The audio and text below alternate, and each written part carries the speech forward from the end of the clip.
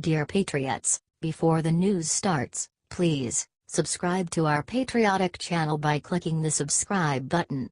Give us a thumbs up to this video. Don't forget to leave your opinion below in the comments section. Share the news on Facebook and Twitter so you friends see it. Thank you. Democrat that called for Trump assassination just got slapped with ultimate karma. Missouri State Senator Maria Chappelle-Nadal thought that her Facebook comment calling for the assassination of our sitting president would just slide. On Thursday, she deleted it. She was then visited by the Secret Service, even ABC reported on it. Chappelle-Nadal tweeted out the Holocaust threat to Jewish Missouri Governor Eric Greitens. Last Friday, Missouri Lieutenant Governor Mike Parsons told Chappelle-Nadal to step down. If she didn't, he would work to remove her. Then this happened today. Senate Democratic Caucus leader Senator Gina Walsh issued the following statement. Senator Democratic Caucus Gina Walsh issued the press stating that Chappelle-Nadal's committee would be removed on Tuesday. Share this if you think this woman should have been fired a long time ago for these comments. She is calling for the assassination of the head of her government. Get this out there.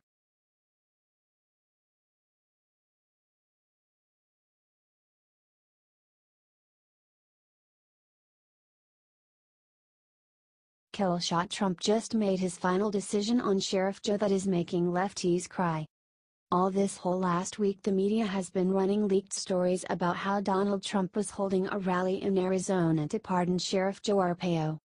Well, the White House just finally gave their answer on the pardon and now the media is in a hellstorm trying to cover their tracks because President Trump will not be pardoning Sheriff Joe Arpaio tonight. White House Press Secretary Sarah Huckabee Sanders told a bunch of reporters on Air Force One today.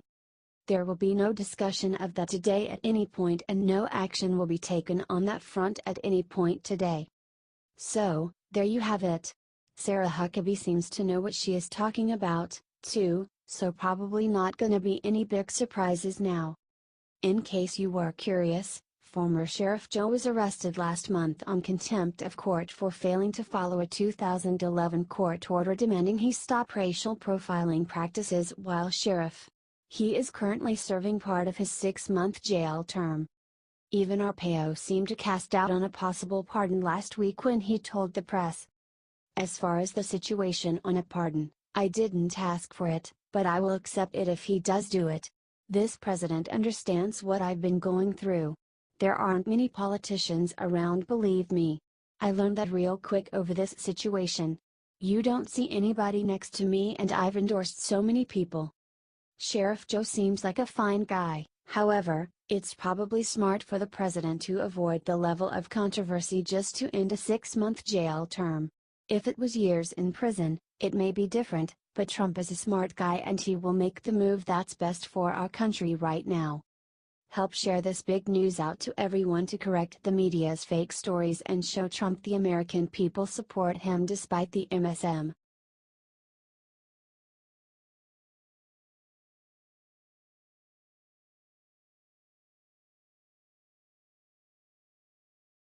Moments after Afghan speech, Trump sent a secret weapon to the Middle East and the media wants it buried. You can't deny President Trump knows how to play the game. Whether it's business, politics, national security, or wrangling the media, no other POTUS in history has endured and survived this level of scrutiny. With that being said, it shouldn't surprise anyone to know that President Trump has a few tricks of his own for the perpetually biased and unflinching media. While the world was focused on a solar eclipse and his first major national security address on Monday, President Trump was quietly sending White House advisor Jared Kushner on a trip to the Persian Gulf and Israel. But Kushner wasn't alone, as Deputy National Security Advisor Dinah Powell and Middle East envoy Jason Greenblatt rounded out the traveling American delegation. So why send White House representatives overseas at the same time as your nationally televised address? Maybe as a way for President Trump to prove that actions speak louder than words. It's one thing to make speeches about well-laid plans, but Trump has proven he is a man of decisive, goal-oriented action. This administration wants to end global terror and create a long-standing peace for all of the Middle East. This sentiment was seconded by White House officials, who explained the purpose of Kushner's trip as a means to focus on the path to substantive Israeli-Palestinian peace talks, combating extremism, the situation in Gaza, including how to ease the humanitarian crisis there, as well as to explore any economic steps that could be taken. It's about time we had a leader who can multitask. With so much facing our nation, you can't overstate the importance of thinking outside the box.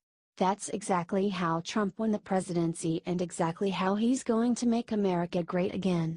This is Kushner's third trip to the Middle East, and it looks like President Trump is establishing long-term relationships that will benefit everyone involved. When it comes to protecting our national safety and building long-standing goals for peace, there is no better advocate than President Trump. If you're proud of your president, share this like crazy to spread the word before it's buried by the media. Sources: Politico.com.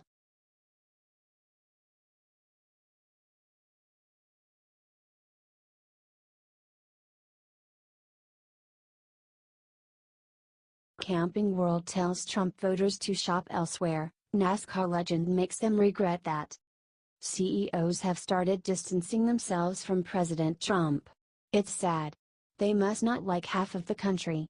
Some have attacked Trump in the media, some have dropped out of his councils, but one, in particular, said something really bad. Camping World. Camping World invited its customers to take their RV and outdoor needs elsewhere. That was a huge mistake. Look what they got hit with immediately. Famous NASCAR driver Mark Martin did exactly as they requested and canceled $150,000 order with the company. Good idea. Camping World shouldn't have done that. Update: Mark Martin later updated his stance on the company after speaking with Marcus Lemonis, the CEO of the company. Here was his statement. After a call from Marcus Lemonis, today regret my tweet yesterday. I believe many articles about his statement were misrepresented. Good job, Camping World. You realize that Trump supporters make up more than half of the nation. Let's show all of America what happens when you mess with Trump Nation. Share this with 3 of your Trump voting friends. Comment "Don't mess with Trump Nation" so that the rest of these companies know. We voted Trump and we won't back down.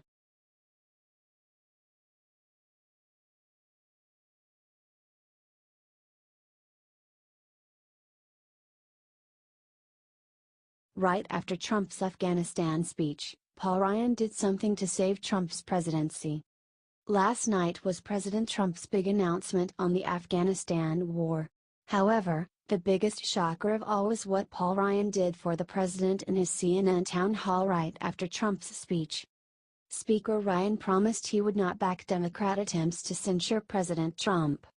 When one of the participants pushed Ryan to tell if he would support Nancy Pelosi's congressional censure of Trump over Charlottesville, he gave an unequivocal no followed by, "It should not be about the president. This is not about Republicans or Democrats. This shouldn't be about some vote in Congress or some partisan issue. This is so much more important than that. This issue speaks to humanity, our country, our society, our culture. Every single one of us needs to unify against this repulsive, repugnant, vile bigotry. That is so important." Well, I may not be a Paul Ryan fan, per se, but he is 100% right. The left wants to make this a political issue when the real issue is the fact that hate groups from both sides clashed with weapons in Charlottesville. That is not a Republican issue, that's an American issue. Although, it is worth saying that true conservatives could never support Antifa, neo-Nazis, KKK, white supremacy or any of them because we believe in small government and freedoms for all.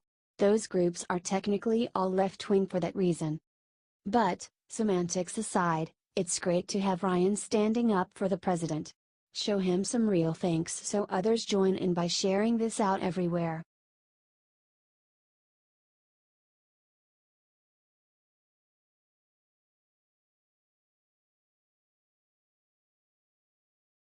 Trump just slipped something genius into Afghanistan speech that is driving liberals mad. Monday night was President Donald Trump's big announcement on a new strategy in Afghanistan to win the war once and for all. However, what really drove the Dems up the walls was what Trump slipped into the beginning of his speech. President Trump said that true patriots don't have room for prejudice, bigotry, or hate. Our president said beautiful, unifying words to our torn country, including, "When we open our hearts to patriotism, there is no room for prejudice, no place for bigotry, and no tolerance for hate. Loyalty to our nation demands loyalty to one another. Love for America requires love for all of its people." And yet, for some reason, there were those on the left who criticized the president's words to the nation. Over at CNN, Don Lemon got into an argument with his panel when they all disagreed with him after he claimed Trump's remarks were insensitive. Through some twisted logic, Lemon tried to explain that Trump should have had a press conference for a unifying speech and not mentioned it in the Afghanistan war announcement. Well, now he can do both if he wants. Seriously, there is no pleasing some people. Still, most rational folks will hear the president's words and be moved to see the truth with their own eyes. Help make that happen by sharing this out everywhere.